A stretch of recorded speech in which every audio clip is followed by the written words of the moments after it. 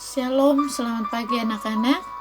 Kita akan melanjutkan pembelajaran kita, pelajaran pendidikan agama Kristen dan budi pekerti ya, untuk kelas 4 SD. Sebelum Ibu mulai menjelaskan pelajaran ini, mari kita berdoa bersama-sama. Lipat tangan, tutup mata, kita berdoa. Tuhan Yesus, terima kasih buat berkat-Mu hari ini. Saat ini Tuhan, kami akan memulai pelajaran kami. Kiranya Tuhan memberkati dengan hikmat, kepintaran dari surga, agar kami dapat mengerti pelajaran yang diberikan. Di dalam nama Tuhan Yesus kami berdoa. Amin. Ya, puji Tuhan. Shalom. Ibu mau sapa kembali anak-anak Ibu guru dan Ibu kasihi. Ya, kita masih dalam proses belajar di rumah, ya, belajar online, pembelajaran jarak jauh. Ya, kita akan melanjutkan ya di semester ke-1 ini, ya, pelajaran yang terakhir di semester 1 ini yaitu babnya yang ke-7. Ya, kita masuk kepada bab yang ke-7 tentang Yesus penyembuhku. Yesus penyembuhku. Ayat-ayat Alkitabnya ada dalam 2 Raja-Raja pasal 5 ayat 1 sampai 14, Markus pasal 5 ayat 25 sampai 34, Lukas pasal 7 ayat 1 sampai 10. Ya. Melalui pelajaran ini kita akan bersama-sama melihat dan mengerti bagaimana Yesus menjadi sumber kesembuhan kita. Ya, anak-anak yang dikasihi, kita akan melihat bagaimana ya Yesus menjadi sumber kesembuhan kita. Yang pertama, ketika aku sakit. Manusia yang hidup di dunia ini tidak ada yang sempurna. Artinya bahwa manusia memiliki keterbatasan dan kelemahan di hadapan Tuhan. Jadi tidak ada manusia yang super hebat. Ya, semua memiliki kelemahan, memiliki keterbatasan dalam tubuh kita. Yang menjadi salah satu contoh bahwa ya manusia memiliki kelemahan, ya, memiliki keterbatasan adalah manusia bisa mengidap sakit penyakit dalam hidupnya, atau manusia bisa mengalami sakit penyakit dalam hidupnya. Ya, pasti di antara kalian semua anak-anak Ibu guru ya pernah mengalami sakit. Entah itu sakit demam, sakit flu, ya, atau sakit penyakit yang lainnya. Nah, sakit yang menyerang tubuh manusia disebabkan oleh beberapa faktor. Misalnya dari faktor keturunan, ya, contohnya keturunan dari orang tua kita. Ada penyakit yang bisa turun ke anaknya, ya, misalnya tuh penyakit hipertensi atau tekanan darah tinggi. Nah, itu biasanya ya ketika orang tuanya ada penyakit hipertensi, maka anaknya pun bisa memiliki keturunan penyakit itu. Jadi, itu contohnya. Kemudian ada juga ya yang sakit karena penularan. Nah, jadi ada beberapa penyakit yang bisa menular ke orang lain. Ya, sakit cacar air, itu bisa menularkan ke orang lain. Atau yang sekarang ini ya, kita sedang dilanda oleh virus COVID-19. Itu pun bisa menular ke orang lain. Makanya ya, kita menjaga diri kita jangan sampai tertular oleh virus COVID-19 ini. Pemerintah menganjurkan kita untuk melakukan 3M, memakai masker, mencuci tangan dengan air yang mengalir, dan menjaga jarak. Itu salah satu untuk mencegah penularan dari virus COVID-19 ini. Ya, terus kemudian faktor yang lain adalah karena kesalahan pribadi. Misalnya, ya, karena kesalahan kita sendiri, kita menjadi sakit. Contohnya itu, kita tahu bahwa ketika kita terlalu banyak makan makanan yang terlalu pedas, itu tidak baik buat kesehatan tubuh kita, ya. Maka dengan terus-menerus ya berlebihan makan makanan yang terlalu pedas menimbulkan sakit. Itu karena kesalahan pribadi kita sendiri. Itu, dan juga ada yang disebabkan oleh atau diakibatkan oleh lingkungan di sekitar. Lingkungan yang kotor, lingkungan yang tidak bersih, banyak sampah bertumpuk-tumpuk, itu bisa menimbulkan sakit penyakit ya bagi kita. Maka lingkungan pun harus dijaga agar tetap bersih. Nah, itu contoh-contoh ya faktor yang bisa menyebabkan manusia menjadi sakit. Nah, anak-anak, pada waktu sakit penyakit menyerang manusia, setiap orang itu memiliki respon yang berbeda-beda. Respon itu artinya reaksinya. Jadi pada saat kita mengalami sakit, ada respon atau reaksi yang berbeda-beda. Ada yang ketika dia sakit, dia menjadi marah. Ada juga mengeluh. Aduh, gimana sih kok saya sakit gak sembuh-sembuh? Atau bahkan menyalahkan orang lain. Ya, ketika sakit, kita menyalahkan orang lain, karena si ini saya jadi sakit. Nah, tetapi ada juga yang bisa menerima atau tetap menerima sakit yang dialaminya, sehingga dia tidak mengeluh, dia tidak marah, ya tidak menyalahkan orang lain, tetapi mau menerima sakit yang dialaminya itu. Nah, sekarang bagaimana sikap kamu ketika mengalami sakit penyakit itu?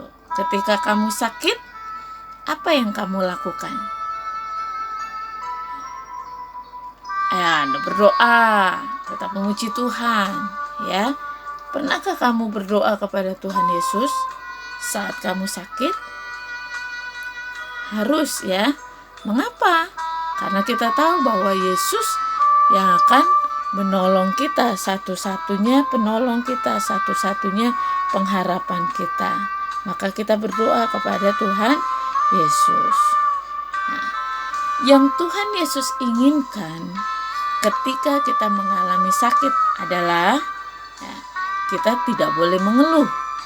Jadi ya jangan lakukan itu, marah, mengeluh, atau bahkan menyalahkan orang lain, itu tidak boleh. Kita harus bisa menerima sakit yang Tuhan izinkan untuk kita alami. Kemudian yang kedua adalah dengan berdoa kepada Tuhan Yesus. Berdoa hanya kepada Tuhan Yesus. Berdoa itu artinya memohon. Jadi kita hanya memohon kepada Tuhan Yesus, bukan kepada yang lainnya. Dan kita berdoa karena kita percaya bahwa Yesus berkuasa menyembuhkan segala sakit penyakit kita. Percaya kepada Yesus. Percaya bahwa Yesus berkuasa menyembuhkan sakit penyakit kita. Apapun penyakit kita dapat disembuhkan dengan kuasa Tuhan Yesus. Nah, yang kedua adalah Tuhan Yesus melihat iman. Apa iman itu? Ya, dalam kitab Yakobus pasal 5 ayat 15 menyatakan bahwa iman yang sungguh-sungguh kepada Tuhan akan memberikan kesembuhan dan bahkan menerima pengampunan dosa. Jadi Tuhan melihat iman kita, dan iman kita itu akan memberikan kesembuhan. Iman kita kepada Tuhan Yesus akan memberikan kesembuhan dari segala sakit penyakit kita dan juga menerima pengampunan dosa. Nah, iman ini berbicara tentang keyakinan atau kepercayaan. Jadi keyakinan kita kepada Tuhan Yesus, kepercayaan kita kepada Tuhan Yesus. Ya, kita percaya, kita yakin bahwa Tuhan Yesus itu adalah Tuhan Allah yang berkuasa menyembuhkan segala sakit penyakit. Dalam Ibrani pasal 12 ayat 1 dituliskan, ya baca sama-sama ya, Ibrani 12 ayat 1. Iman adalah dasar dari segala sesuatu yang kita harapkan dan bukti dari segala sesuatu yang tidak kita lihat.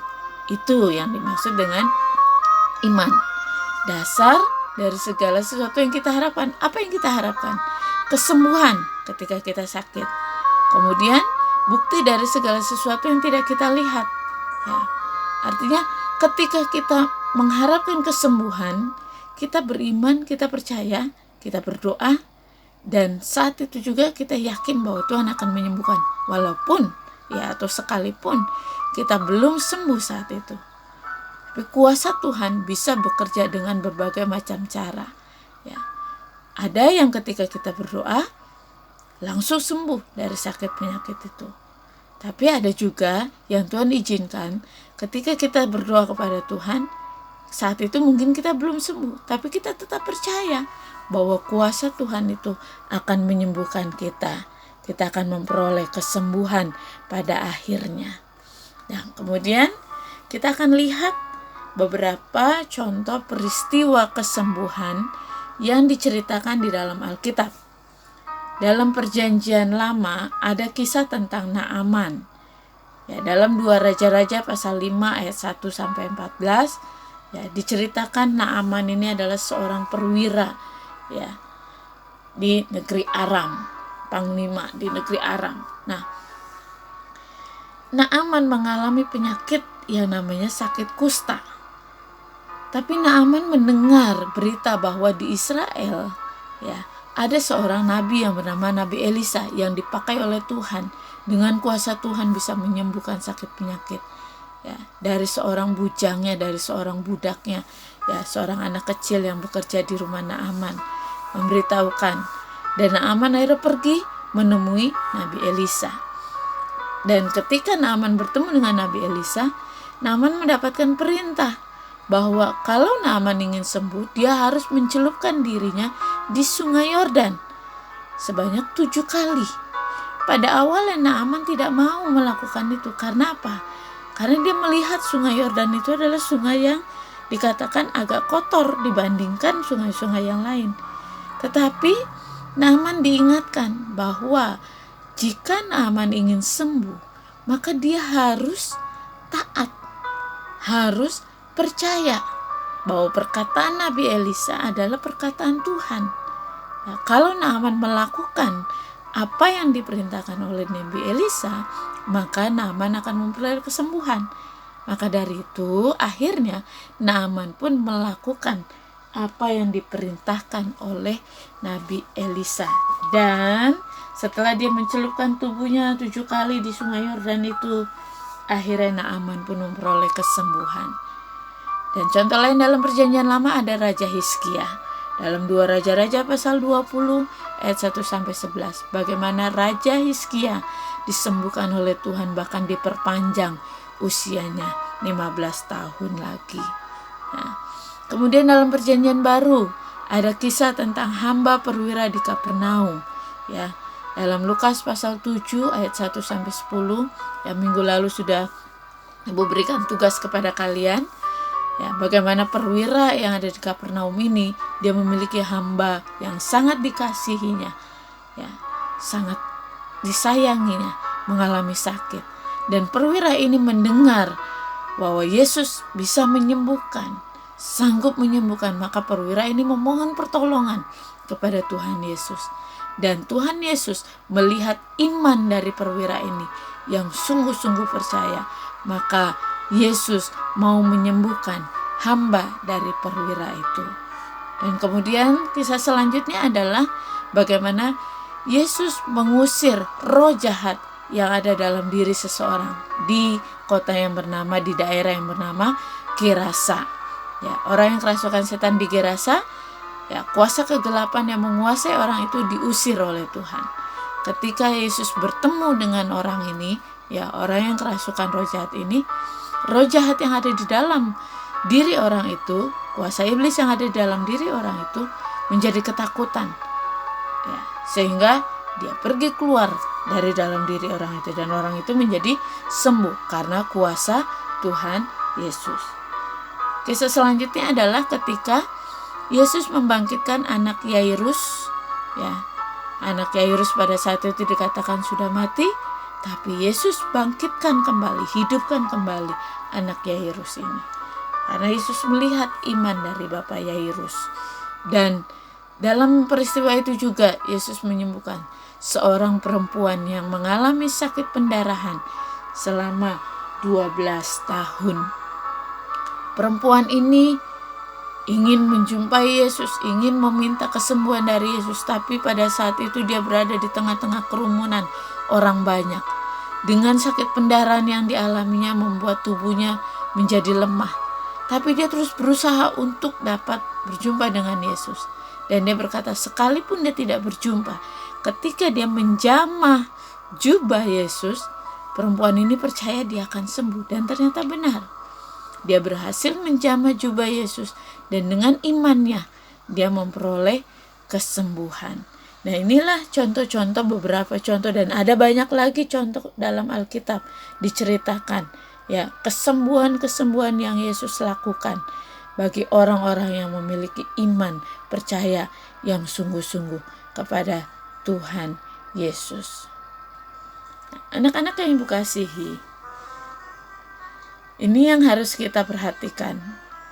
Ketika kamu mengalami sakit penyakit, ya, sakit apapun itu, percayalah dengan iman, dengan percaya yang sungguh-sungguh kepada Tuhan Yesus. Percaya dengan iman, percaya dengan sungguh-sungguh bahwa Yesus akan menolong kalian, akan menolong kita. Ketika kita sakit, Tuhan akan menolong kita, memberikan kekuatan kepada kita, memberikan penghiburan kepada kita, dan memberikan kesembuhan. Ya. Yesus memberi kekuatan supaya kita dapat bertahan dalam keadaan sakit itu. Yesus memberikan penghiburan, sukacita, supaya dalam keadaan sakit kita tidak menjadi lemah, tidak menjadi bersedih, tapi kita tetap bersukacita. Karena dalam Alkitab pun dikatakan, hati yang gembira adalah obat yang manjur. Jadi ketika kita sakit, kita harus tetap bersukacita, karena kesembuhan itu akan Tuhan berikan. Jadi terus percaya dengan sungguh-sungguh, terus beriman, miliki iman yang sungguh-sungguh kepada Tuhan Yesus. Anak-anak, ayat yang terakhir adalah 1 Petrus pasal 2 ayat 24. Mari kita baca 1 Petrus pasal 2 ayat 24. Ia sendiri telah memikul dosa kita di dalam tubuhnya di kayu salib, supaya kita yang telah mati terhadap dosa hidup untuk kebenaran.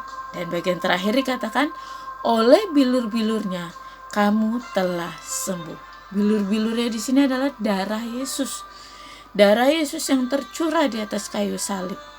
Yesus disalib untuk menebus dosa kita, memikul dosa kita. Kita hidup dalam kebenaran. Tapi tidak hanya itu saja. Darah Yesus yang tercurah di atas kayu salib pun menyembuhkan sakit penyakit kita.